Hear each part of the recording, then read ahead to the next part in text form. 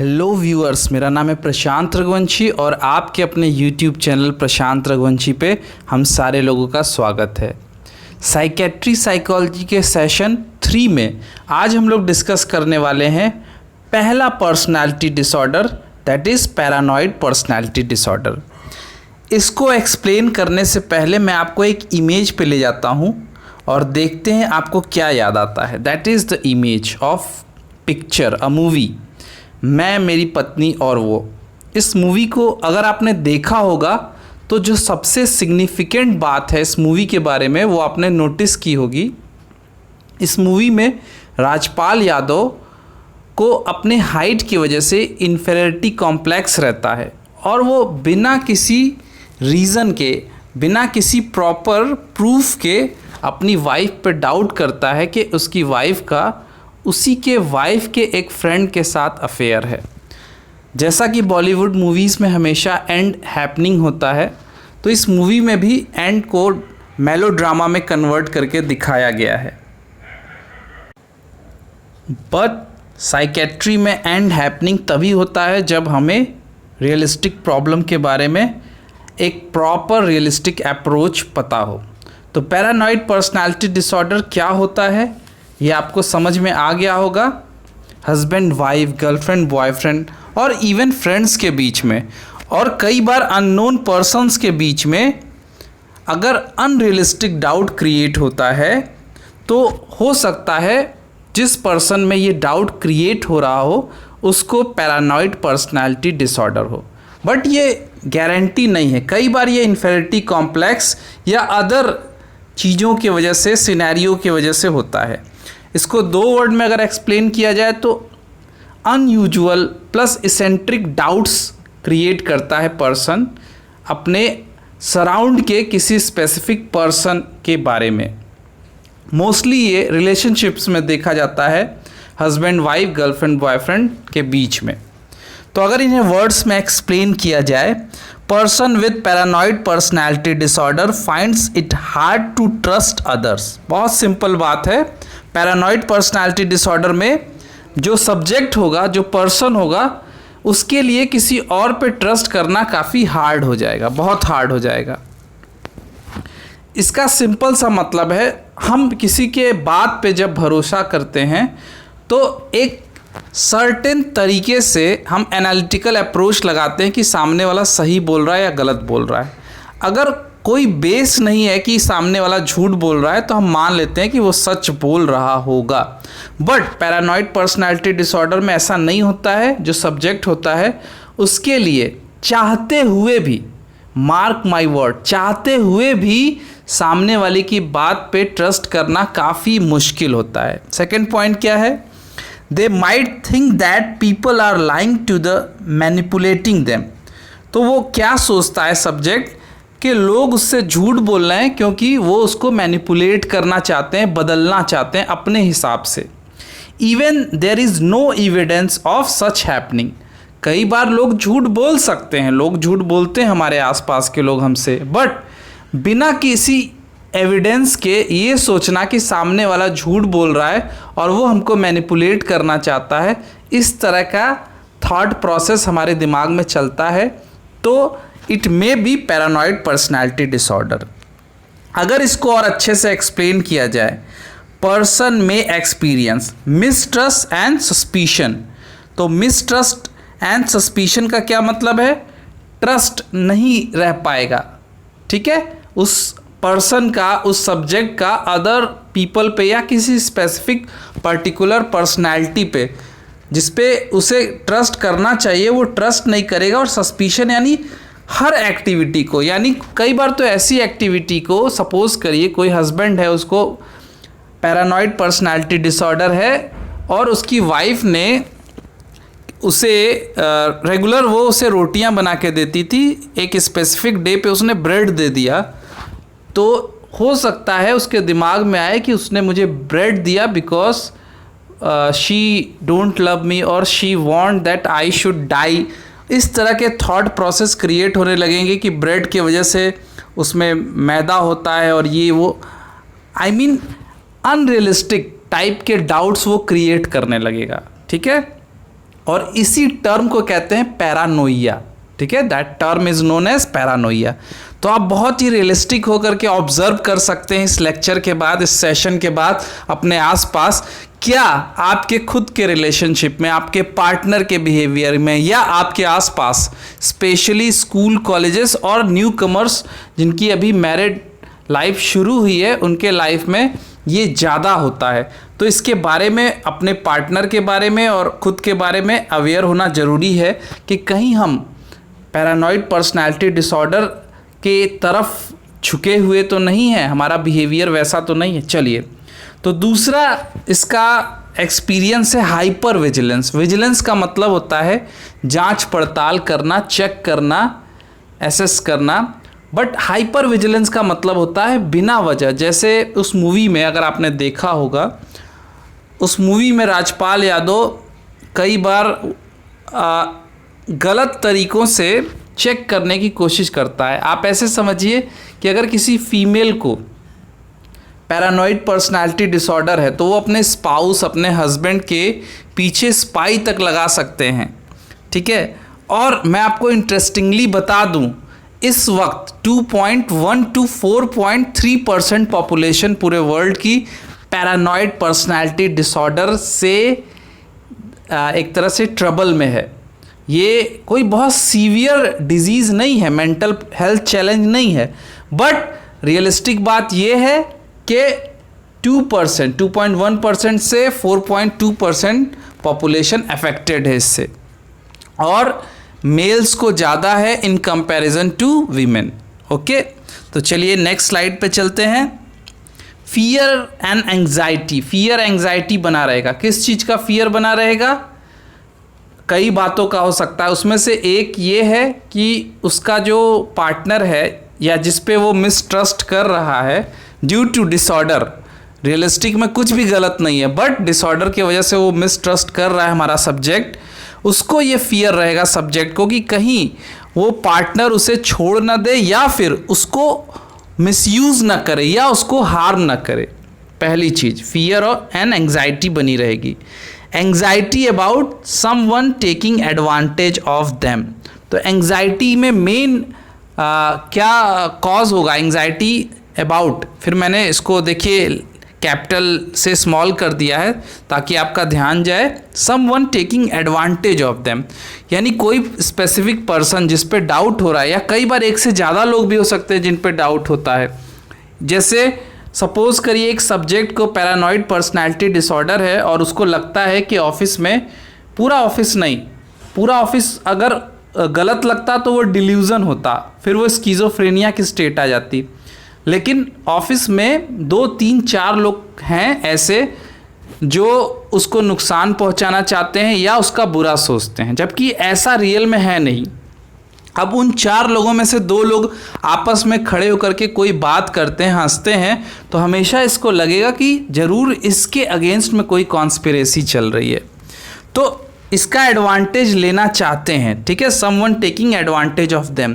तो अगर हमको लगने लगे कि हमारे आसपास के जो हमारे रिलेटिव्स, फ्रेंड हैं, हमारा एडवांटेज लेना चाहते हैं, बिना वजह ऐसा लगने लगे, तो it may be one of the most important symptoms of paranoid personality disorder.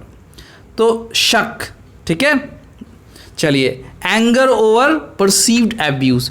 जो एब्यूज़, किसी ने हमको एब्यूज़ नहीं किया लेकिन हमने परसीव किया कि हमको किसी ने एब्यूज़ किया है, उस बिना एब्यूज़ के, महसूस किए गए एब्यूज़ के ऊपर हमको, मुझे हंसी आ रही है, बट रियलिस्टिक, अगर ये मैं आपको कई मूवीज़ के नाम बताऊंगा अगले सेशन में, बट आप सोचिए कि सब एग्जाम्पल से समझिए।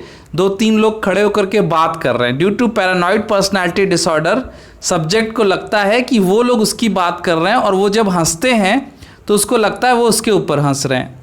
अब प्रॉब्लम ये है कि ये उनसे कह भी नहीं सकता और इसके मन से ये जाएगा नहीं, तो ये खाली बैठा रहेगा, तो अंदर ही अंदर इसको टेंशन होता रहेगा, how can they laugh at me, और ये उनसे बदला लेने के तरीके खोजेगा। कई बार तो ये प्रॉब्लम रिलेशनशिप में इवन मर्डर लेवल तक, डाइवोर्स लेवल तक, या बहुत सीवियर ट्रबल के रूप में सामने आती है। इसलिए इसके बारे में जानना और इसको डिस्कस करना ज़रूरी है। एंगर ओवर परसीव्ड एब्यूज़, जो मैंने बता दिया, ठीक है। ऐसा एब्यूज़ जो वो ज़बरदस्ती बिना वजह परसीव किया है, ये उसका सिर्फ एक डिल्यूज़न है और उसके बेसिस पे एंगर शो कर रहा है। कंसर्न अबाउट हिडन मीनिंग और मोटिव्स। अब देखिए, कोई रियलिस्टिक हिडन मीनिंग, अब ये सब्जेक्ट क्या करता है, थोड़ा सा डिल्यूज़न में चला जाता है। डिल्यूज़न की डेफिनेशन मैंने बताई थी, फॉल्स परसेप्शन क्रिएट करना डिल्यूज़न है। तो ये डिल्यूज़न में चला जाता है और इसको लगता है, ये क्या करता है, लोगों के हिडन मीनिंग और मोटिव्स खोजने लगता है कि क्यों लोग इसको नुकसान पहुंचाना चाहते हैं। ऐसे में ये ऐसे ऐसे लॉजिक देता है जिसको सुन करके एक नॉर्मल पर्सन शायद हंसते हंसते बेहोश हो जाए। जैसे ऑफिस में ये 3-4 लोगों को टारगेट करके, पैरानॉइड पर्सनालिटी के वजह से 3-4 लोगों को टारगेट करके ये सोचता है कि वो लोग इसको नुकसान पहुंचाना चाहते हैं, हमारे सब्जेक्ट को। और उनमें से एक हो सकता है बहुत लोअर ग्रेड का कोई पर्सन हो, जैसे प्यून हो गया, क्लरिकल पोस्ट का, या झाड़ू साफ सफाई करने वाला हो। तो हो सकता है इसके दिमाग में इवन ये भी आ जाए कि मैं वॉशरूम जाता हूँ, मैं वॉशरूम को गंदा करता हूँ, या फिर मैं अपने डेस्क पे पेपर फाड़ता हूँ, डेस्क को गंदा करता हूँ, तो ये जो साफ़ सफाई वाला है ये मुझसे हेट करता है और मुझे यहाँ से निकालना चाहता है। मतलब ऐसे ऐसे लॉजिक्स और मोटिव खोजता है person due to paranoid personality disorder, जो रियलिस्टिक नहीं है। The inability to trust other can make it hard for the person to maintain relationships. तो सबसे बड़ी बात क्या है, रिलेशनशिप मेंटेन करना, चाहे वो अपने स्पाउस से हो, चाहे फ्रेंड से हो, गर्लफ्रेंड से हो, वाइफ से हो, हस्बैंड से हो, पेरेंट से हो, और किसी से भी हो, किसी अननोन से हो। दिक्कत क्या होगी, रिलेशनशिप को मेंटेन करना। आप ध्यान दीजिएगा, रिलेशनशिप को स्टार्ट करने में प्रॉब्लम नहीं आती है, बट किसी भी रिलेशनशिप को मेंटेन करना, सस्टेन करना, उसमें प्रॉब्लम आती है। तो अगर किसी पर्सन को, किसी बॉय को इनिशियल फेज़ है पैरानॉइड पर्सनालिटी डिसऑर्डर का, तो वो रिलेशनशिप में इजीली चला जाएगा। If he is charming then he will get so many proposals from so many girls, but relationship में जाने के बाद उसका बिहेवियर काफ़ी वियर्ड होगा, इसेंट्रिक, अनयूजुअल होगा। इसेंट्रिक वर्ड को मैं पीछे के सेशंस में एक्सप्लेन कर चुका हूँ। रिलेशनशिप में जाने के बाद रिलेशनशिप को मेंटेन करने में उसको दिक्कत होगी। तो क्यों दिक्कत होगी, चलिए आइए डिस्कस करते हैं। So basically paranoid personality disorder सबसे ज़्यादा अफेक्ट करता है रिलेशनशिप को, स्पेशली हस्बैंड वाइफ के रिलेशनशिप को, गर्लफ्रेंड बॉयफ्रेंड के रिलेशनशिप को। तो इन रिलेशनशिप में जब हम जाते हैं या हमारा सब्जेक्ट जाता है, तो क्या प्रॉब्लम आती है एक सब्जेक्ट को जिसे पैरानॉइड पर्सनालिटी डिसऑर्डर है। तो आइए डिस्कस करते हैं। पैरानोइया मैं ऑलरेडी बता चुका हूँ, शक करना, सस्पिशियस एक्टिविटी। सस्पिशन भी मैं बता चुका हूँ। पैरानोइया क्या होगा, unrealistic mistrust and suspicion of other even when there is a no reason to be suspicious। तो जब बिना रीज़न के शक आए तो दैट इज़ पैरानोइया। सस्पिशन का क्या मतलब है, सस्पिशन का थोड़ा सा मतलब अलग है, resistant to trusting other, resist हो जाता है ट्रस्ट करने के। सपोज करिए इसने अपनी बात रखी और सामने वाले ने जस्टिफाई करने के लिए एक रियलिस्टिक लॉजिक दिया कि भाई ऐसा नहीं है, आपको गलत लगता है, ऐसा ऐसा नहीं है, बट ये रजिस्ट करेगा ट्रस्ट करने के, मतलब ट्रस्ट करने में काफ़ी रेजिस्टेंस करेगा, ये दिक्कत करेगा, ये अपने लॉजिक देगा, that is known as suspicion. ठीक है, तो resistance to trusting others is known as suspicion. फिर तीसरा है क्रिटिसिज्म। क्रिटिसिज्म एक पॉजिटिव वर्ड है, बट फिलॉसफी में, साइकेट्री में, यहाँ पे आप ऐसे समझिए क्रिटिसिज्म का एग्जैक्ट मतलब क्या है, अननेसेसरी जजमेंट। यहाँ से ये लेक्चर काफ़ी इंपॉर्टेंट है, सेशन समझिएगा। एक पर्सन अगर उसको पैरानॉइड पर्सनालिटी डिसऑर्डर है, चाहे वो लड़का हो लड़की हो, उसके साथ रिलेशनशिप में जो भी होगा, उसको ये ट्रबल्स फेस करने होंगे। अननेसेसरी जजमेंट शो करेगा, जहाँ पे नहीं जज करना है वहाँ पे भी जज करने लगेगा। ड्रेस के लिए, शूज़ के लिए, फॉर एवरीथिंग ही और she will start to judging their parents, sorry partner, parents को भी। पार्टनर रिलेशनशिप का मतलब ये मत लीजिएगा कि सिर्फ हस्बैंड बॉयफ्रेंड और गर्लफ्रेंड और स्पाउस और इसके रिलेशनशिप में, पेरेंट्स के साथ भी। बट मोस्टली ये कहाँ होता है? हस्बैंड वाइफ के रिलेशनशिप में, बॉयफ्रेंड गर्लफ्रेंड के रिलेशनशिप में ये ज़्यादा होता है। इसके अलावा क्रिटिसिज्म में क्या आएगा? Verbal insulting. वर्बल इंसल्टिंग एक होता है इंसल्ट करना बिहेवियर से, थोड़ा सा ठीक है, थोड़ा सा नीचा दिखाना, टांग खींचना जैसा, वो कभी कभार चलता है, it's okay. But verbal insulting, abuse करना, उल्टा सीधा बोलना, सबसे बड़ी चीज़ है लैकिंग सेंसिटिविटी। क्रिटिसिज्म में क्या आ जाएगा? एक हेल्दी क्रिटिसिज्म, अपने पार्टनर को क्रिटिसाइज करना गलत नहीं है, बट क्रिटिसिज्म का मतलब होता है लॉजिकली अच्छाई बुराई दोनों को सामने रखना और एक हेल्दी कंपेयर करना दोनों में। बट यहाँ पे ओनली वर्बल इंसल्टिंग होगी और लैक ऑफ सेंसिटिविटी होगा, यानी कि जिस पर्सन को पैरानॉइड पर्सनालिटी डिसऑर्डर है वो अपने पार्टनर को क्रिटिसाइज करते वक्त इनसेंसिटिव हो जाएगा, उसे पता नहीं रहेगा वो क्या बोल रहा है, कुछ भी बोल देगा, जाओ मर जाओ या सुसाइड कर लो, whatever this kind of sentence और एब्यूजिव लैंग्वेज ही और she will use with his partner. ठीक है, तो ये काफ़ी इंपॉर्टेंट पॉइंट है। ठीक है, फिर स्टबर्न बिहेवियर शो करेगा। ठीक है, स्टबर्ननेस का मतलब क्या है? ज़िद्दी। ज़िद्दी होने में भी बुराई नहीं है, बट एक ज़िद्दी होने का एक लॉजिक होता है। अब ऐसा ज़िद जिसमें सामने वाला हमारा पार्टनर बहुत हर्ट हो रहा है, उसको बहुत तकलीफ़ हो रही है, ऐसा ज़िद्दी होना सही नहीं है। ठीक है, ये भी एक तरह से पैरानॉइड पर्सनालिटी डिसऑर्डर का एक उसको रिप्रेजेंट करता है। इसके बाद आता है पेसिमिज्म। पेसिमिज्म का मतलब होता है negative attitude and seem to be blocked from happiness. तो एक तो निगेटिव एटीट्यूड रहेगा। पेसिमिज्म का क्या मतलब है? पेसिमिज्म का निगेटिव एटीट्यूड शो करेगा सब्जेक्ट, और साथ में उसको फील होगा कि उसकी खुशी जो है वो ब्लॉक्ड हो गई है, मतलब अब वो कभी लाइफ में खुश नहीं रह सकता। ये बहुत तकलीफ़ वाली बात होती है।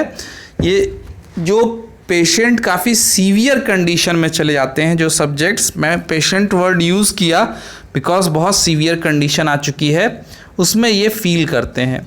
और there is no expression of love, वो कभी अपने लव को ना एक्सप्रेस कर सकते हैं ना ही फील कर सकते हैं, दोनों चीज़ें हैं, लव, रोमांस और इस तरह की चीज़ों को वो लव को ना फील कर सकते हैं ना ही एक्सप्रेस कर सकते हैं। ठीक है, pre occupied potential threat discover कर लेते हैं, एविडेंस खोजने लगते हैं उस थ्रेट के, उन्हें लगने लगता है कि सामने वाला उनको हार्म कर सकता है और उसके रीज़न खोजने लगते हैं। ये काफ़ी सीवियर कंडीशन है पेसिमिज्म, ये बहुत ही सीवियर कंडीशन है। अगला है सीक्रेसी। सीक्रेसी का क्या मतलब है? सीक्रेट रखना। ठीक है, तो they may be guarded with their feelings and their expression and suspect that other are the rare way में वे डिस्कस करते हैं फीलिंग्स, अपनी फीलिंग दूसरों के साथ, discuss it their feeling within very rare way, और guard करते हैं अपने फीलिंग्स को, अपने इमोशंस को गार्ड करते हैं, प्रोटेक्ट करते हैं। अब देखिए, अगर हम एक्सप्रेसिव नहीं है तो हमारे मेंटल डिजीज़ होने के चांसेस, हमारे साइकोलॉजिकली इल होने के चांसेस ज़्यादा रहते हैं। एक्सप्रेसिव होना चाहिए, जो भी आपके मन में चल रहा है, आप किसी को अगर नहीं बता रहे हो, ठीक है, पेरेंट्स को नहीं बता रहे हो, दोस्तों को बता रहे हो, किसी को तो बताओ। अगर आप किसी को नहीं बता रहे हो, इट मीन्स सब अंदर ही अंदर आपके ब्रेन को डैमेज करेगा। ब्रेन को डैमेज करेगा यानी आपके माइंड को, ब्रेन को नहीं, माइंड को, आपके सोचने की क्षमता, आपके सोल को, थॉट प्रोसेस को गड़बड़ करेगा। तो सीक्रेसी भी अच्छी नहीं है। This can also present as passive aggressive behaviour. Passive aggressive behaviour मैंने मेंशन किया है सीक्रेसी में। पैसिव एग्रेसिव बिहेवियर पे मैं बाद में एक लेक्चर बनाऊंगा, काफ़ी इंटरेस्टिंग है। इसको अभी यहाँ ऐसे समझिए, रेजिस्टेंट टू रिक्वेस्ट और डिमांड फ्रॉम फैमिली और इंडिविजुअल ऑफ्टन बाई प्रोकास्टिनेशन। ठीक है, तो होता क्या है पैसिव एग्रेसिव बिहेवियर में, इसमें पर्सन सामने से एग्रेसिव होकर के लड़ता नहीं है, बट वो प्रोकास्टिनेशन के ज़रिए, टाल मटोल के ज़रिए घर, जैसे सपोज़ करिए मुझे पैसिव एग्रेसिव बिहेवियर है टुवर्ड माई वाइफ, सपोज़ करिए इन केस, तो what she will tell to me to do, I will try to procrastinate willingly। मैं जानबूझ करके उन सारी चीज़ों को जो वो कहेगी उनको मैं टालूंगा। ठीक है, I will procrastinate but it will willingly, कि हाँ भाई उसे बुरा लगे, डायरेक्टली मैं उसे हर्ट नहीं करूँगा, कुछ नहीं बोलूँगा, बट प्रोकास्टिनेटिंग वे में, जिनकी शादी उनके विलिंग नेचर के, उनके विल के अगेंस्ट जाके होती है और वो मेंटली और साइकोलॉजिकली उस मैरिज लाइफ को एक्सेप्ट नहीं करते हैं आफ्टर प्रोलॉन्ग टाइम, ऐसे लोग पैसिव एग्रेसिव बिहेवियर शो करते हैं, मेल भी फीमेल भी। इस पे मैं बाद में एक लेक्चर बनाऊंगा। फ़िलहाल यहाँ ऐसे जानिए, हम अपने पेरेंट्स, सब्जेक्ट जो होता है वो अपने पेरेंट्स, अपने जिसको लेकर के भी पैसिव एग्रेसिव बिहेवियर शो करना है, उनकी बातों को नहीं मानता है, उनकी बातों को सुन के भी अनसुना करता है, और वो ये जानबूझ के करता है बिकॉज उसे अच्छा लगता है जब सामने वाला हर्ट होता है, क्योंकि उसने कुछ कहा सामने वाले ने और मैंने नहीं किया तो मुझे बहुत अच्छी फीलिंग आती है कि चलो मज़ा आया, उसको तकलीफ़ हो रही है बिकॉज उसने मुझे ये करने को बोला, मैंने नहीं किया। That is known as passive aggressive behaviour. इसके अलावा controlling behaviour, that is very much important, specially in terms of new relationship. इसमें क्या होता है, हम कैसे जज कर सकते हैं, कैसे पहचान सकते हैं हमारे पार्टनर में पैरानॉइड पर्सनालिटी डिसऑर्डर है, कंट्रोलिंग बिहेवियर आता है। देखिए, ऑब्सेसिव होना अलग बात है, अपने पार्टनर को लेकर के ऑब्सेसिव होना अलग बात है, ये पॉजेसिव होना अलग बात है, वो दोनों अलग अलग चीज़ें। ऑब्सेसिव होना का मतलब है कि अपने पार्टनर को लेकर के काफ़ी केयरिंग होना और उसको लेकर के नहीं, हम तुमसे दूर नहीं जा सकते, तुम मुझसे दूर नहीं जा सकते, something like that. Okay, possessive होना कि भाई कोई और तारीफ़ नहीं कर सकता, that is also little bit okay, उस पर हम बाद में डिस्कस करेंगे। But controlling behaviour is something apart from these two. इसमें क्या होता है, they may feel the need to control others around them. ठीक है, तो अगर जैसे मुझे है कंट्रोलिंग बिहेवियर, तो मैं अपने पार्टनर्स के, पार्टनर्स नहीं, पार्टनर, एक पार्टनर है, तो पार्टनर के सराउंड जितने भी लोग हैं उनसे मेरे पार्टनर का बिहेवियर कैसा है उसको मैं कंट्रोल करूँगा। यहाँ पे पॉजेसिव होने की या जेलिस होने की बात नहीं है। सपोज़ करिए मैं अपनी वाइफ को लेकर कंट्रोलिंग बिहेवियर शो कर रहा हूँ पैरानॉइड पर्सनालिटी डिसऑर्डर की वजह से, तो मेरी वाइफ अपने पेरेंट्स, अपने फैमिली के लोगों के साथ कब मिल रही है, कैसे मिल रही है, इस चीज़ में भी बहुत ज़्यादा मैं इंटरफेयर करूँगा। आगे देखते हैं, आगे की लाइन में बताता हूँ। It can prevent you from maintaining other healthy relationship with family and friend। अगर सपोज करिए हमारे पार्टनर को है, उस कॉन्टेक्स्ट में मैंने यूज़ किया है, इसे मैं इजी लैंग्वेज में समझाता हूँ। अगर मुझे है तो मैं अपनी वाइफ को भी उसके पेरेंट्स, उसके फ्रेंड्स के साथ एक हेल्दी रिलेशनशिप या एक हेल्दी एटमॉस्फेयर क्रिएट करने नहीं दूंगा, बिकॉज मैं नहीं चाहूँगा कि वो किसी और के साथ, अपने फैमिली के साथ खुश रहे। इवन फैमिली के साथ भी, पेरेंट्स के साथ भी, अगर वो पेरेंट्स के साथ अपने है तो मुझे या वहाँ लेके जाए और उसके हर डिसीज़न में, हर चीज़ों पे, इवन वो हंसे भी तो मुझसे पूछ के हंसे। That kind of attitude is known as controlling behaviour. But ये सिर्फ मेल में नहीं होता है, फीमेल में भी होता है, किसी को भी हो सकता है। मेल में ज़्यादा देखा गया है, फीमेल इसको एक्सप्रेस नहीं करती हैं और फ्यूचर में उनको हिस्टीरिया की प्रॉब्लम या कोई और प्रॉब्लम हो जाती है, मेंटल डिसऑर्डर हो जाता है। कंट्रोलिंग बिहेवियर को फीमेल एक तरह से हैंडल नहीं कर पाती बिकॉज फिज़िकली फ़ीमेल वीक होती हैं, और इंडिया जैसे एशियन कंट्रीज़ में क्या पाया गया है कि जो फीमेल होती हैं वो अर्न नहीं करती हैं, वो घर को संभालती हैं। ऐसे में कंट्रोलिंग बिहेवियर अगर उनके अंदर आया भी तो वो अंदर ही अंदर उसमें दबती रहेंगी, अपने अंदर ही रख करके उसमें सप्रेस होती रहेंगी, but they can not express it. तो कई बार वो अपने से ख़त्म भी हो जाता है। इसका एक फ़ायदा है डिसिप्लिन का और सोशल लाइफ का, एक फ़ायदा है कि वो उसको कंट्रोल कर लेता है, ख़त्म कर देता है। फ़िलहाल कंट्रोलिंग बिहेवियर बहुत ज़्यादा परेशान करता है रिलेशनशिप में। इसके ज़रिए कोई भी फीमेल या मेल जज कर सकता है कि कहीं उसके पार्टनर में ज़्यादा कंट्रोलिंग बिहेवियर तो नहीं। अगर है तो एक बार सोचने वाली बात है। अगर अदर सिम्टम्स मिल रहे हैं, it may be paranoid personality disorder. ठीक है, तो यहाँ पे मैं एंड करने वाला हूँ ये सेशन। तो जैसा कि आपको पता है, ये देखिए एक इमेज है और थंबनेल में भी था।